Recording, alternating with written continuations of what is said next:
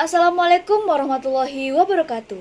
Halo teman-teman semua, kembali lagi bersama saya Tania Syamratul Inaya dengan NIM 24111611011.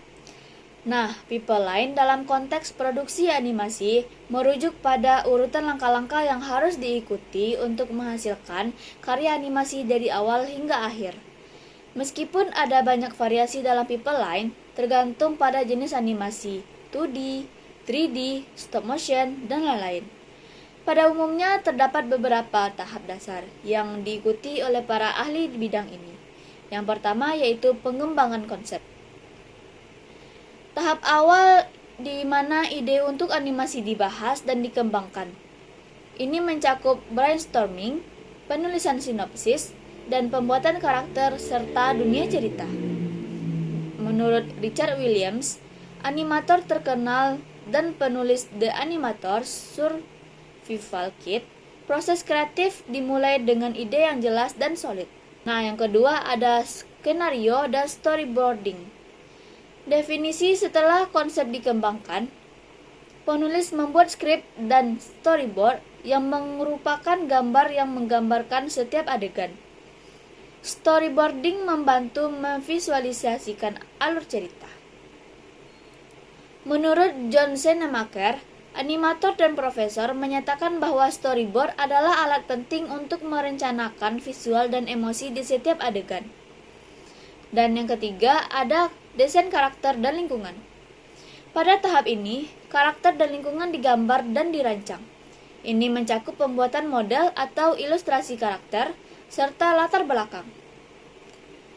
Dalam bukunya, The Art of Animation, Bob Thomas menyebutkan bahwa desain yang baik adalah kunci untuk menarik perhatian penonton.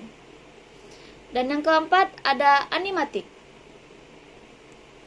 Animatik adalah versi awal dari film animasi yang dibuat dengan menggabungkan storyboard dan suara.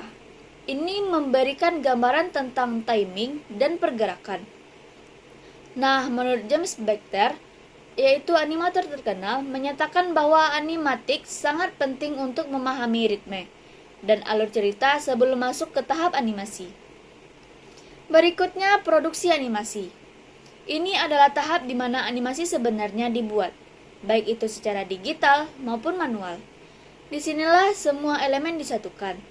Menurut Glenn Kaine, animator legendaris Disney, yaitu produksi animasi adalah proses kolaboratif yang melibatkan banyak orang dengan keterampilan berbeda. Berikutnya ada penyuntingan dan pasca produksi. Setelah animasi selesai, tahap ini mencakup penyuntingan untuk menyesuaikan timing, menambahkan efek suara, musik, dan melakukan render akhir. Menurut Eric Goldberg, yaitu animator senior, menyatakan bahwa pasca produksi adalah momen penting untuk menghaluskan hasil akhir agar sesuai dengan visi kreatif. Yang ketujuh, distribusi. Setelah semuanya selesai, langkah terakhir adalah mendistribusikan animasi ke audiens, bisa melalui bioskop, televisi, platform digital. Dan menurut Heidi DeBose, dalam bukunya tentang industri film, distribusi adalah langkah yang menentukan seberapa suksesnya animasi dapat diterima oleh publik.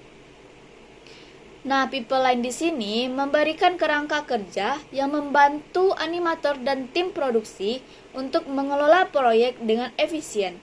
Setiap tahap sangat penting untuk memastikan bahwa animasi yang dihasilkan berkualitas dan memenuhi visi kreatif yang diinginkan.